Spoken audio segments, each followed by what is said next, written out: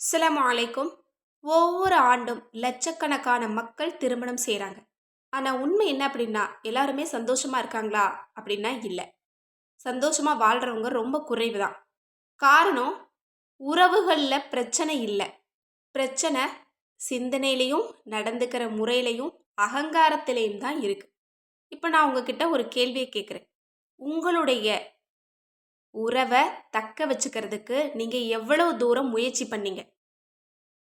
இந்த வீடியோவை முழுமையாக கேளுங்க. இந்த பதிவு உங்களோட வாழ்க்கையை மாற்றும்.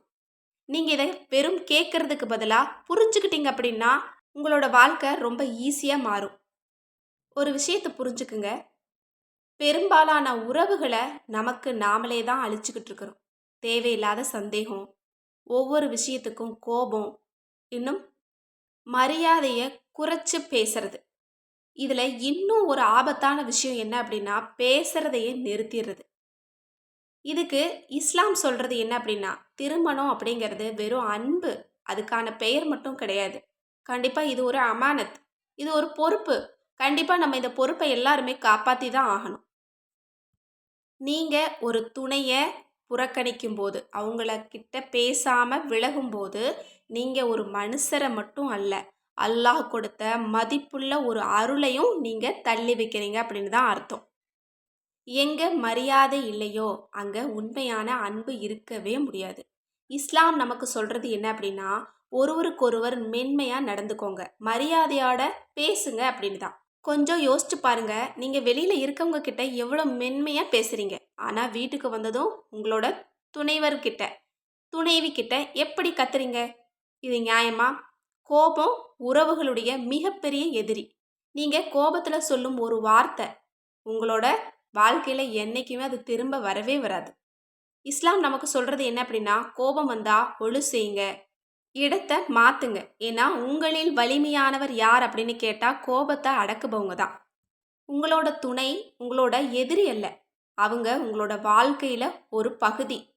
பெரும்பாலான திருமணங்கள் தோல்வி அடைகிறதுக்கு காரணம் அவங்களுக்குள்ள பேச்சுவார்த்தையை நிறுத்துறது தான். ஒருவருக்கொருவர் கண்டிப்பாக புரிஞ்சு கொள்ள விரும்பணும். இஸ்லாம் சொல்கிறது என்ன அப்படின்னா, உங்களோட கருத்தை மென்மையாக சொல்லுங்கள், மற்றவங்க பேச்சை கவனமாக கேளுங்க. ஒவ்வொரு சண்டைக்கும் தீர்வு இருக்குது, ஆனால் அகங்காரத்துக்கு எந்த தீர்வுமே இல்லை. நான் ஏன் முதல்ல மன்னிப்பு கேட்கணும் அப்படின்னு சொல்லாதீங்க. இந்த ஒரு வார்த்தை ஆயிரக்கணக்கான வீடுகளை இன்னைக்கு உடைச்சிக்கிட்டு இருக்கு. சந்தோஷமாக இருக்க பெரிய விஷயங்கள் தேவையில்லை. ஒரு அன்பான மெசேஜ் போதும், சிறிய பாராட்டு போதும், ஒரு சின்ன புன்னகை போதும். இந்த சிறிய விஷயங்களை தான் உங்களோட உறவு உங்ககிட்ட எதிர்பார்க்கறது. இன்னும் இந்த விஷயங்கள் தான் உங்களோட உறவை வலுப்படுத்துது. நபியவங்க தன்னோட மனைவிகளோட எப்பவுமே மென்மையாகவும் அன்பாகவும் நகைச்சுவை குணமுடையவங்களாகவும் தான் இருந்தாங்க. ஒரு விஷயத்த மட்டும் நினைவில் வச்சுக்கோங்க, வெறும் இபாதத் மட்டும் போதாது, நம்மளோட குணமும் நமக்கு ரொம்ப ரொம்ப முக்கியம். நீங்கள் உங்களை ஜெயிக்க விரும்பினீங்க அப்படின்னா கண்டிப்பாக உங்களோட உறவை நீங்கள் காப்பாற்றணும். திருமணம் என்பது போட்டி அல்ல, அது ஒரு கூட்டு அன்பு. நீங்கள் தாழ்ந்து உங்களோட துணை கிட்ட நடந்துக்கும் போது நீங்கள் சிறியவங்களா ஆகிறது கிடையாது, மாறா அல்லாஹ்வினுடைய அருள் உங்களுக்கு அதிகரிக்குது. இந்த உலகத்தில் நீங்கள் உயர்ந்த மனுஷனாக மாறுறீங்க. ஒரு நாள் வரும், அப்போ இந்த சண்டை உங்களுக்கு கண்டிப்பாக நினைவில் இருக்காது, இந்த அகங்காரமும் நினைவில் இருக்காது. நினைவில் இருக்கக்கூடிய ஒரே ஒரு விஷயம் என்ன அப்படின்னா, நீங்கள் உங்களோட உறவை தக்க வச்சுக்கிறதுக்கு என்ன செஞ்சீங்க அப்படிங்கிறது தான். இன்றைக்கே ஒரு முடிவு பண்ணுங்க, உங்களோட திருமணத்தை சொர்க்கமாக மாற்ற போகிறீங்களா அல்லது உங்களோட பிடிவாதத்தால் அதை நரகமாக மாற்ற போகிறீங்களா? அல்லாஹ்விடம் துஆ செய்யுங்க. அல்லாஹ் உங்கள் இதயங்களில் அன்பையும் சபுர் என்ற பொறுமையையும் ரஹ்மத்தையும் நிரப்பி விடட்டும். நீங்கள் உங்களோட திருமண வாழ்க்கையை மாற்ற விரும்புனீங்க அப்படின்னா இந்த பதிவில் சொன்ன சில விஷயங்களை சிந்திச்சு பாருங்க. இந்த பதிவு யாருக்கு பிரயோஜனமாக இருக்கும் அப்படின்னு நினைக்கிறீங்களோ முடிஞ்ச அளவுக்கு அவங்களுக்கு ஷேர் பண்ணுங்கள். அஸ்ஸலாமு அலைக்கும்.